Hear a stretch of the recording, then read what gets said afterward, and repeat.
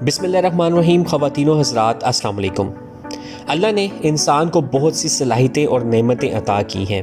इंसान सिर्फ तब हारता है जब वो मान जाता है कि वो हार गया है, पर जब तक वो नहीं मानता कि वो हारा है और वो लगातार कोशिश करता रहता है, तब तक दुनिया की कोई ताकत उसको मजबूर नहीं कर सकती कि वो तस्लीम कर ले कि वो हार गया है।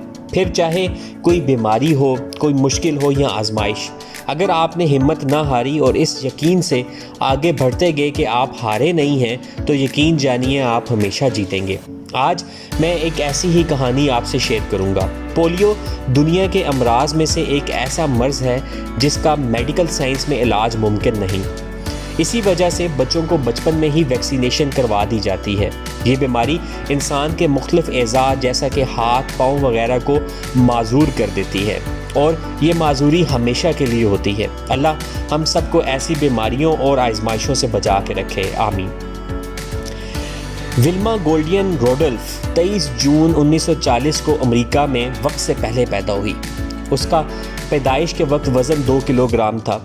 आमतौर पर एक सेहतमंद बच्चे का वज़न 3.5 किलो से 4 किलो तक होता है। उसके वालिद की 2 शादियां थी और उसमें से 22 बच्चे थे और उसका नंबर 20वां था। उसके वालिद रेलवे में कुली का काम करते थे और उसकी माँ घरों में काम करती थी। रोडोल्फ के वालिद का इंतकाल 1961 में हुआ और उसकी वालिदा का इंतकाल 1994 में हुआ। रोडोल्फ बचपन से ही मुख्तलिफ बीमारियों का शिकार रही। छोटे होते ही उसे निमोनिया हो गया, स्कारलेट फीवर यानी लाल बुखार हो गया और उसके साथ उसे पोलियो भी हो गया। जी हाँ, पोलियो। और उस वक्त उसकी उम्र महज 5 साल थी। हैरानकुन तौर पर उसने पोलियो से रिकवर कर लिया, पर लेफ्ट फुट और टांग में ताकत न रही। रोडोल्फ 12 साल की उम्र तक बैसाखी के इस्तेमाल करती थी और उसने इलाज जारी रखा। वो अपनी माँ के साथ दूर दराज इलाकों में जिधर उस वक्त इलाज मुमकिन था वहाँ जाती और ये सिलसिला 2 साल तक चलता रहा। उसे घर में मसाज दिया जाता और उसके साथ ख़ास किस्म के शू का इस्तेमाल भी किया जाता जिससे उसको चलने में आसानी हो। उसकी मालिश और साथ में इलाज की वजह से आहिस्ता आहिस्ता 12 साल की उम्र तक उसने थोड़ा बहुत बगैर बैसाखियों के चलना शुरू कर दिया। जब वो 8th स्टैंडर्ड में हुई तो उसने थोड़ा बहुत बास्केटबॉल खेलना शुरू कर दिया। वो अपनी लेफ़्ट लेग को आहिस्ता आहिस्ता मजबूत करने की कोशिश करती रही। वो हाई स्कूल में गर्ल्स टीम की बेस्ट प्लेयर कही जाती थी। उसे स्कीटर यानी मॉस्कीटो यानी मच्छर के नाम से पुकारा जाता था क्योंकि उसकी मूवमेंट बहुत तेज़ थी। उसके स्कूल में एक टेम्पल नामी कोच आया। उसने रोडोल्फ की परफॉर्मेंस को देखते हुए जांच लिया कि वो एक नेचुरल एथलीट है। उसने उसकी कोचिंग स्टार्ट कर दी और उसे अपने कैंप ज्वाइन करने की दावत दी। तब वो 10th स्टैंडर्ड में थी। उसने कैंप ज्वाइन के बाद 10 बड़े इवेंट्स जीते। वो टेंपल से कोचिंग हासिल करती रही।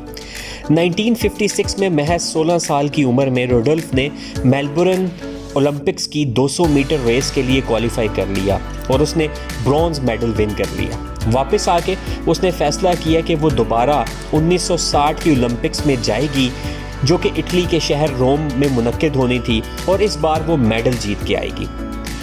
इस बार रोडोल्फ ने खूब तैयारी की। उसने ट्रैक रेस में जहां से मुल्क की सतह पे उसने क्वालिफाई करना था, उधर 200 और 100 मीटर रेस के लिए क्वालिफाई कर लिया। रोडोल्फ ने इस बार की ओलंपिक्स में 3 रेस कैटेगरीज में हिस्सा लिया: 100 मीटर, 200 मीटर और 400 मीटर की रिले रेस। हैरानकुन तौर पर उसने 3 कैटेगरीज में 3 गोल्ड मेडल लिए और यूं वो अमेरिका की पहली खातून बन गई जिसने एक ही बार में ओलंपिक्स में 3 गोल्ड मेडल ले लिए। उसे इस ओलंपिक्स में हिरन का खिताब भी मिला क्योंकि वो बहुत तेज़ दौड़ती थी।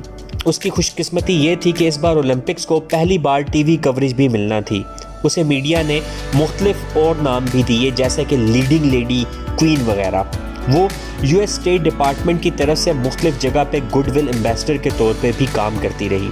उस पर 1977 में एक ऑटोबायोग्राफी भी लिखी गई जिसका नाम Wilma the story of Wilma रोडोल्फ, और इसके साथ उस पर मुख्तलिफ फिल्म्स भी बनाई गई। 2014 तक उस पर 21 मुख्तलिफ किताबें भी लिखी जा चुकी हैं जो कि प्री स्कूल और हाई स्कूल के बच्चों को भी पढ़ाई जाती हैं। रोडोल्फ ने बता दिया कि ज़िंदगी हिम्मत का नाम है ना हारने का नाम है और लगातार कोशिश का नाम है।